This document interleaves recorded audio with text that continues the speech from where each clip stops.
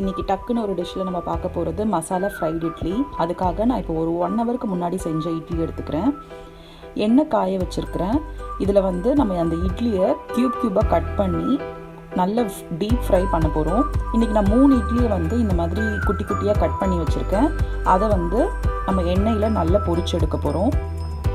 எண்ணெய் காஞ்சிருச்சு. இதில் போட்டு ஒரு 4 to 5 மினிட்ஸ் இதை நல்லா நம்ம டீப் ஃப்ரை பண்ணிப்போம். இந்த இட்லி வந்து லைட்டாக கோல்டன் ப்ரௌன் வந்ததுக்கப்புறமா எடுத்துடலாம். வெளியே நல்ல கிறிஸ்பாகவும் உள்ளே நல்ல சாஃப்டாகவும் இருக்கும். நம்ம இதை இன்னும் கொஞ்ச நேரம் நம்ம அப்படியே அந்த ஆயிலில் விட்டோன்னா ஃபுல்லாகவே மொறுமொறுன்னு ஆகி கடிக்கிறதுக்கு கஷ்டமாக இருக்கும். அதனால் மேக்ஸிமம் 4 to 5 மினிட்ஸ்க்குள்ளே இதை எடுத்துருவோம். அப்போ தான் உள்ளே நல்ல சாஃப்டாக இருக்கும். அது நம்ம மசாலாவில் போடும் போது ரொம்ப நல்ல டேஸ்ட்டாகவும் இருக்கும். ஸோ இப்போ நான் இதை வந்து எடுத்து ஒரு பேப்பர் டவலில் போட்டு அதில் இருக்க எக்ஸஸ் ஆயிலெல்லாம் நம்ம எடுத்துடலாம்.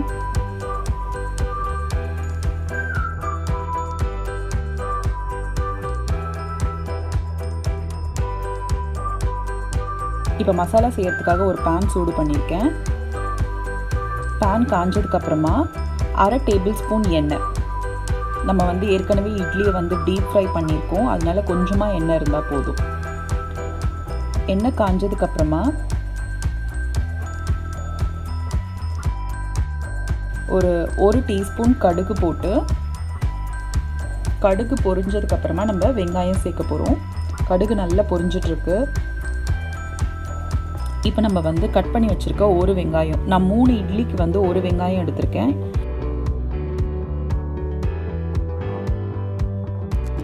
வெங்காயத்தை நல்லா வதக்கிக்கலாம்.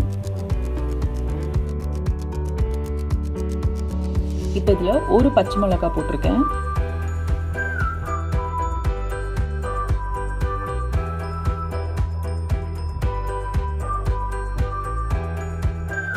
இதில் கொஞ்சமாக வந்து கருவேப்பிலை கொத்தமல்லி போட்டு இந்த வெங்காயத்தை நல்லா ஸ்லோவில் வச்சு வதக்கிக்கலாம். இப்போ இந்த வெங்காயம் வதக்கிட்டு இருக்கும் போதே நம்ம வந்து நமக்கு இதில் காய்கறி என்ன வேணாலும் சேர்த்துக்கலாம். கேப்சிகம், பட்டாணி, கேரட், பீன்ஸ், உருளைக்கிழங்குன்னு எது வேணால் போட்டுக்கலாம். நான் இன்றைக்கி வெறும் வெங்காயம் தக்காளி மட்டும்தான் போட்டிருக்கேன்.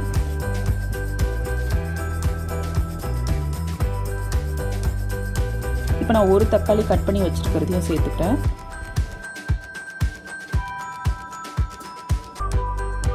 தக்காளி வதங்கிட்டு இருக்கும் போதே அதுக்கு தேவையான உப்பு, 1/2 டீஸ்பூன் மஞ்சள் தூள்,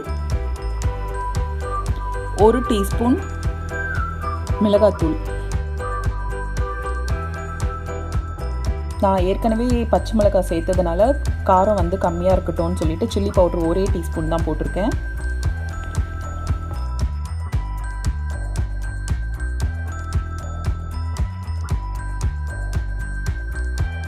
இப்போ இது வதங்கிட்டு இருக்கும் போதே இதில் கொஞ்சம் தண்ணி சேர்த்துக்கலாம். இந்த தண்ணியில் இந்த வெங்காயம், தக்காளி, அந்த மசாலாலாம் நல்லா வெந்து நல்லா நமக்கு தொக்கு மாதிரி ஆகிடும். ஒரு 5 நிமிஷம் இதை வந்து நல்லா நம்ம கலரி விட்டு வேக வச்சுக்கிட்டோன்னா நமக்கு நல்ல தொக்காயிடும் இந்த மாதிரி.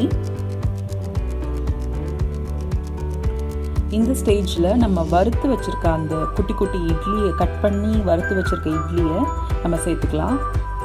நான் இன்றைக்கி வெறும் 3 இட்லி தான் பண்ணியிருக்கேன் என் பையனுக்காக. உங்களுக்கு வந்து இது நல்ல ஒரு பிரேக்ஃபாஸ்ட்டாக நீங்கள் வந்து வீட்டில் இருக்க எல்லாருக்குமே செய்யலாம். ஒரு 1 to 2 நிமிஷம் நம்ம வச்சு அதுக்கப்புறம் ஃப்ளேமை ஆஃப் பண்ணிக்கலாம். அவ்வளோதான். நம்ம வந்து ரொம்ப சிம்பிளாக வெங்காயம் தக்காளி போட்டு மசாலா இட்லி ரெடி பண்ணிட்டோம். இதை வந்து மேலே வந்து புதினா, கொத்தமல்லி எது உங்களுக்கு வீட்டில் இருக்கோ அதை போட்டு நீங்கள் வந்து சர்வ் பண்ணலாம். நான் இன்றைக்கி வந்து கொஞ்சமாக கொத்தமல்லி மட்டும் போட்டு அவ்வளோதான். நம்மளோட மசாலா ஃப்ரைட் இட்லி ரெடி ஆயிடுச்சு. இது ஒரு நல்ல பிரேக்ஃபாஸ்ட். எப்போவுமே இட்லியை வந்து சாப்பிட்டு போர் அடித்ததுக்கு இது ஒரு நல்ல பெட்டர் ஆப்ஷன். இது எல்லோரும் கண்டிப்பாக வீட்டில் ட்ரை பண்ணி என்ஜாய் பண்ணுங்கள். தேங்க்யூ. பாய்.